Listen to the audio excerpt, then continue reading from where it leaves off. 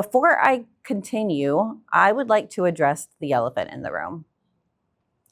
So I know I don't look like you, and some of you might be curious what happened. Well, nothing dramatic worthy of a movie. I was just simply born this way. Some of you might feel bad, feel a little bit of pity because you can't imagine what it's like to live without arms and legs. But I'm here to reassure you, there is nothing to pity about me. There are silver linings.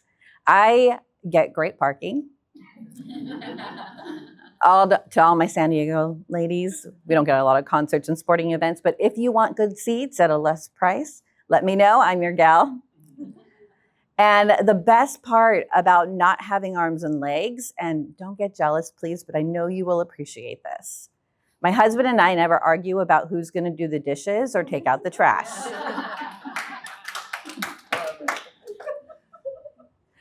Some of you might feel inspired, and I get that a lot. And as I am going through my life and I'm really looking at what is it that amazes people about me? And I don't think it's because I live without arms and legs. I think it's because of how I show up. I show up whole and complete. I show up with a smile and in true joy. And I show up standing in my greatness. And that's why I'm here. That's why you're here. Because there is nothing more empowering than seeing another woman stand in their greatness. And that's what we're gonna talk about right now. So, welcome to your greatness.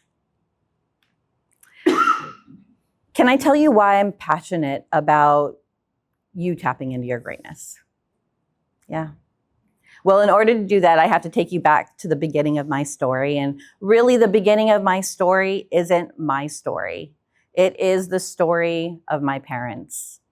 I was the firstborn daughter to a 6'6" farm-bred Minnesota man and a 4'11" Filipino immigrant woman. They met in the Air Force in California, dated for 6 months, got married, and soon after their honeymoon, found out they were pregnant. And they were so excited to welcome me into their family. With a new birth, it's not just the human life that's born, it is hope. It's new potential, new possibility. And so they did everything right. They ate the right foods, stayed away from the wrong foods, had all the tests done. And everything showed that I was gonna be a normal, healthy baby. Except one ultrasound showed I was breech. And so back in the 70s when I was born, they would do a cesarean if you had a breech baby. And I decided to surprise my parents about a month early, and they went into the hospital and they rushed my mom into the operating room. And also in the 70s, they put the women under anesthesia. Like, I've had a cesarean, I'm like, where's that now? I would not want to be awake for that. But my mom was unconscious, and they proceeded to do a routine operation. And when they opened her up and pulled me out, there were some missing parts. It wasn't so routine. And so because my mom was unconscious, they decided to tell my dad first, who was in the waiting room. And he wanted to be the brave soul to give her the news.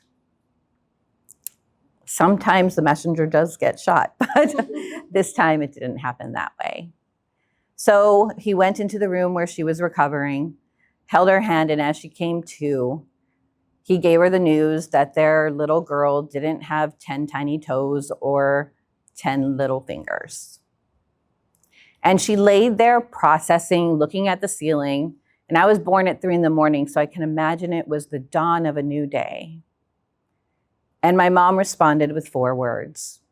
And those words were, "Thy will be done." Now, as a parent myself, I cannot imagine receiving such news and handling it with such grace. But they did. Soon after, they brought me in for my parents to hold. And following me were the doctors, the experts, giving my parents their options. letting them know they were not prepared. They did not have the right training, the skills, the knowledge, the resources to be able to raise a child with such a severe disability. And as the doctors were speaking logic and reasoning, my mom was holding me and she said she looked into my eyes and she saw something. She said, I saw a heart and a soul, and I saw that you mattered. And so my parents agreed. They weren't ready. They were not prepared. But rather than giving me up into an institution, my parents made a decision to take me home that day. Well, maybe a few days later after recovery. And it was in that moment, that decision, that they took a leap into their greatness. They stood for something more. They stood in the gap for my greatness. And that as they stood for me, I now stand for you, so that one day you can stand in the gap for someone else's greatness. So as I was preparing for this talk, I'm like, I'm going to look up the word greatness. I love word origins. And so I wanted to see what the world defines greatness as. So the Oxford Dictionary defines greatness as the quality of being extremely good in ability or quality, and therefore admired by many people. This definition focuses on greatness as a result. It is visible, it is measurable, but it is also very fleeting. So I think greatness is more than that. And I would like to, for our purposes here today, and if you want to take this beyond today, please do. We're going to redefine greatness. And we're going to redefine it as the unique combination of talents, gifts, strengths, and purpose within each of us to make an impact in the world. This definition is internal. It's about what you know and how you feel about yourself. It is invisible, enduring, and deeply fulfilling. And I've learned a lot of lessons in my life. I feel like I had to learn a lot growing up at a very young age. And I've also learned that, you know how success leaves clues? Greatness leaves clues too. And there are myths, so many myths about greatness that people have bought. Before our time here today, we don't have that much time, so I'm going to focus on one, but I do want to share my top three. And if there's something that I say here today that sparks something in you, that gives you that little nudge to know that you were made for more and you're ready to stand in your greatness, come connect with me afterwards, because I also know that one conversation can change everything. So here are my top three. You have to be perfect to be great. 2, when you achieve your dreams or goals, then you'll be great. And 3, greatness is only for the few, not for everyone. We're going to focus on the first one. You have to be perfect in order to be great. So I said my parents had no preparation or training or skills, but they decided to take me home anyway. And as they started raising me, they began to learn me, figure me out, listen to my fusses, what I needed help with. And they just did their best. And they told me this story about when I was about 1 year old. I was playing on the floor and I was starting to fuss, signifying that I wanted to sit up. And so my mom started coming toward me to sit me up, and my dad grabbed her hand and said, "Wait, let's see what she can do." And I can imagine, I obviously don't remember being one, but I can imagine being that 1 year old and looking at them confused. Like, why are you not helping me? But they waited. And that confusion turned into discomfort. And that discomfort turned into frustration. And then anger. And even though I don't have all my limbs, my parents said I could throw a mean tantrum. And so I did. But eventually, my 1-year-old mind figured out that they're not coming to rescue me. And so I rolled over to a nearby wall, and I used my head and my neck to inch my way up to sit by myself for the first time. But the gift my parents gave me was not the ability to sit independently.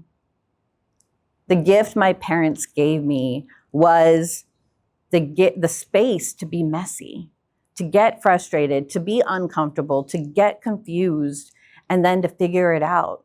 They gifted me the space to allow my greatness to rise.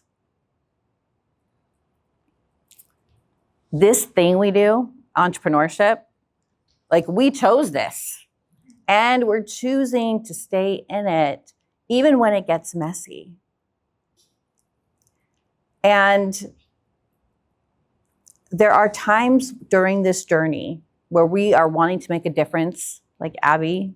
So what you're doing at such a young age is so beautiful. We want to make a difference, and it can get frustrating. We're like, oh, I need more clarity. I need more skills. I need more strategies. I need to learn the next thing before I take the leap into whatever's next for you. But that little girl didn't have preparation. She didn't have any training. They didn't know how to help me sit up on my own. Whether it was sitting up or swimming or driving or having a baby or going to college, living independently, I didn't have any training. There was no teacher or mentor for me. I had to figure it out on my own, and I just had that grit that you were talking about earlier. And knowing that I could figure it out, and it was in those times that my greatness showed up. Greatness is not created by perfection or pressure or pretending you have it all together. It shows up when life gets real. It shows up when you choose to keep moving when you have no idea what you're doing. It shows up when you choose courage before confidence. It shows up when you keep loving and serving and believing even in the middle of the mess. So I would like to try something new. I told my husband that this morning. He said, I'm going to try something new. And he said, oh no. But I feel like it's a safe space. So we're going to try something new. I'd like all of you to stand up.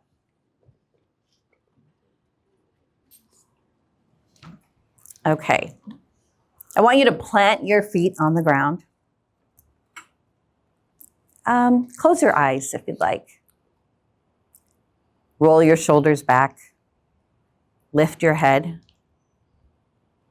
And I want you to take one deep breath in and one deep breath out. Now think about a moment in your life when you overcame something hard, when you showed courage, when you helped someone or made a difference. Feel that for a second.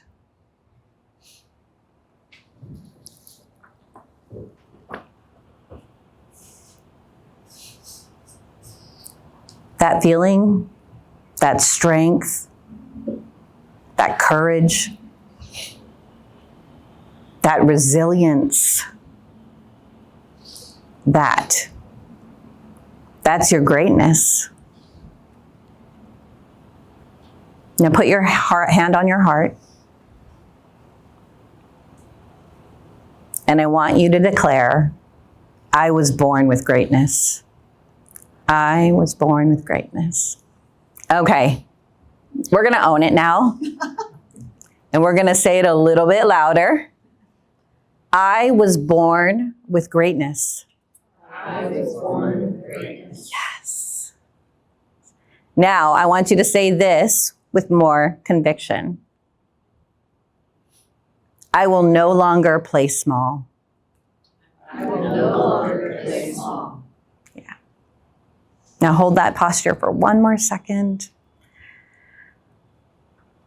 Remember that. That is what it feels to stand in your greatness. Okay, you can all sit down now. Thank you. Okay, can I tell my husband I got a thumbs up for that? No faith. Okay, you all just tapped into your greatness. Now what? Life, technology gets crazy when we're onto something breakthrough. Now what? What will you do? How will you move? What will you say to yourself, to others? What will you stop waiting for? If you've been waiting for more preparation, more healing, more learning, stop waiting. Everything you need is right within you. Because greatness is not something you earn someday. This is the truth. Greatness is something you learn today. I said earlier that I was just born this way.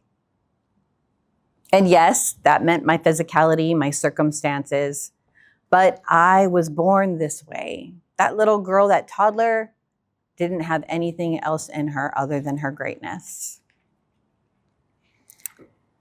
And I wasn't special.